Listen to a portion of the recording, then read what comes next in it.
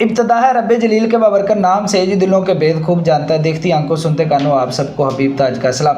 ناظرین، ربیع الاول کا مہینہ شروع ہو چکا ہے اور ہر طرف جھنڈیاں لگائی جا رہی ہیں، لائٹیں لگائی جا رہی ہیں اور عید میلاد النبی صلی اللہ علیہ وآلہ وسلم کی تیاری کی جا رہی ہے۔ میرے ساتھ موجود ہے مفتی عتیق الرحمان علوی صاحب۔ آئیے ان سے جانتے ہیں کہ کیا احادیث سے یا قرآن مجید سے میلاد ثابت ہے یا نہیں ہے۔ السلام علیکم۔ وعلیکم السلام۔ مفتی صاحب کیسے ہیں آپ؟ الحمدللہ۔ مفتی صاحب، جب بچہ دنیا میں آتا ہے تو گھر میں خوشی ہوتی ہے، مٹھائی تقسیم کی جاتی ہے اور پڑوسیوں کو بھی مٹھائی دی جاتی ہے، تو آپ صلی اللہ علیہ وسلم دنیا محلے میں داروں کو بھی دی جاتی ہے، محلے داروں کو بھی دی جاتی ہے، تو آپ صلی اللہ علیہ وسلم دنیا میں آئے تو ہمیں اس بات کی بڑی خوشی ہے۔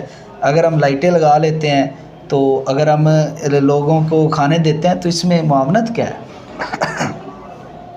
بسم اللہ الرحمن الرحیم۔ پہلا سوال تو یہ ہے کہ یہ آپ کو خوشی صرف آپ کو ہی خوشی ہے یا یہ خوشی نبی کریم صلی اللہ علیہ وسلم کی ازواج مطہرات، آپ کی بیٹیاں، آپ کے رشتہ دار اور آپ کے خاندان والوں کو بھی خوشی تھی؟ سب کو خوشی تھی۔ نبی کریم صلی اللہ علیہ وسلم کی سب سے لاڈلی بیٹی سیدہ فاطمہ رضی اللہ عنہا، کیا انہوں نے اپنے والد کی یہ دن میلاد کے معاملات کو اس طرح منایا؟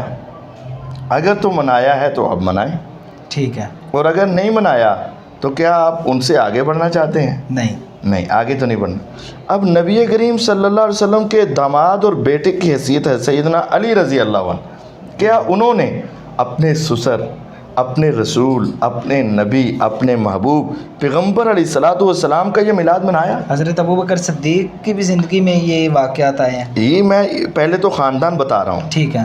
اب دیکھیں، وہ خاندان بیٹی ہے، وہ خاندان آپ کے داماد ہیں، وہ خاندان آپ کے نواسے ہیں، وہ خاندان آپ کے چچا ہیں، سارے ہیں، لیکن کیا انہوں نے ایک مرتبہ بھی 12 ربیع الاول کو یہ جھنڈیاں لگائیں، لائٹیں لگائیں اور یہ سارے کام کیے؟ نہیں کیے۔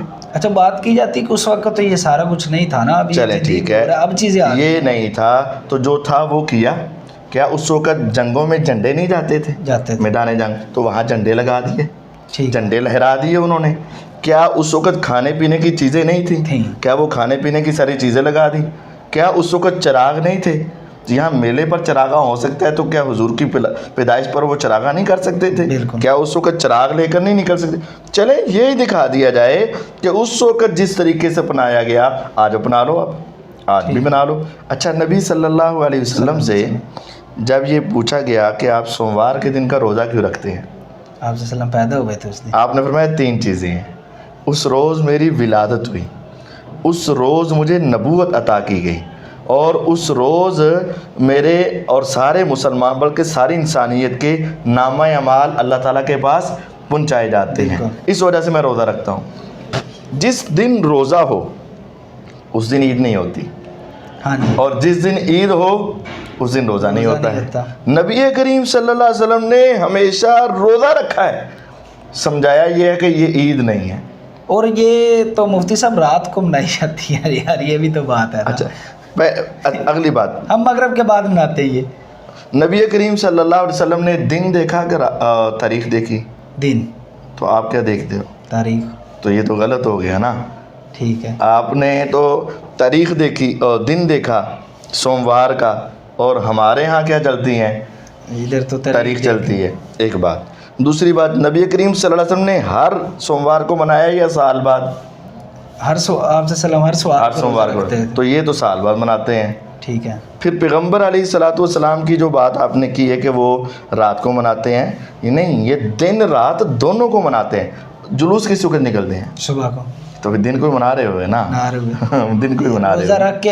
یہ بھی ہو سکتا ہے کہ روزہ رکھ کے ہم جلوس منائیں اور رات کو کھول کے تو کھانا کھا لیں۔ ہاں، یہ نہیں ہو سکتا، کیونکہ نبی کریم صلی اللہ علیہ وسلم نے 12 ربیع الاول کا روزہ نہیں رکھا، ٹھیک ہے، آپ نے سوموار کا رکھا ہے، تو آپ ہر سوموار روزہ رکھنا شروع کر دیں، مولوی کے پیٹ پہ لات پڑے گی اور بات ختم ہو جائے گی۔ ایسا ہی ہے، بالکل۔ ہاں جی، نہ مطلب قرآن سے ثابت ہے، نہ احادیث سے ثابت ہے، ہمارا سمپل سا سوال ہے کہ 12 ربیع الاول کا لفظ ہو، نبی کریم صلی اللہ علیہ وسلم یا صحابہ یا تابعین یا اہل بیت میں سے کسی نے 12 ربیع الاول کو इस तरीके से ईद का जश्न किया हो, हमें दिखा दिया जाए, हम सबसे पहले करने वाले बनेंगे। हम तैयार हैं। हम तैयार हैं, लेकिन हमें आज तक नहीं मिला। जो सहाबा अपनी जानें हुजूर पे कुर्बान करने के लिए तैयार, क्या वो कपड़े के वो सारे फरेरे नहीं लहरा सकते थे और झंडे नहीं लहरा सकते थे? सारा कुछ कर सकते थे। जो सहाबा अपनी जानें आप पर देने के लिए कुर्बान, क्या वो 4 खजूरें लेकर आपस में बांट नहीं सकते थे? सारा कुछ कर सकते थे। जो सहाबा रिज़वानुल्लाह अलैहिम अजमाइन अपनी जानें आप पर कुर्बान करते हैं, तो वो आपका मिलाद भी मना लेते, लेकिन उन्होंने नहीं मनाया। और मुफ्ती अहमद यार नईमी साहब ने तो लिखा है जाल हक में, 4वीं सदी हिजरी में इसका आगाज़ हुआ, यानी पहले 400 साल तक इसका वजूद ही नहीं था। ठीक है, जश्न ईद मिलादुन नबी का 400 साल तक दुनिया में वजूद ही नहीं था। चलें जी मुफ्ती साहब, बहुत शुक्रिया, आपने टाइम दिया। अब याद रखिएगा हमारे इस चैनल अल्ताज इस्लामिक सेंटर को सब्सक्राइब लाजमी करें। इंशाल्लाह आपके साथ दोबारा मुलाकात होगी। अल्लाह निगहबान।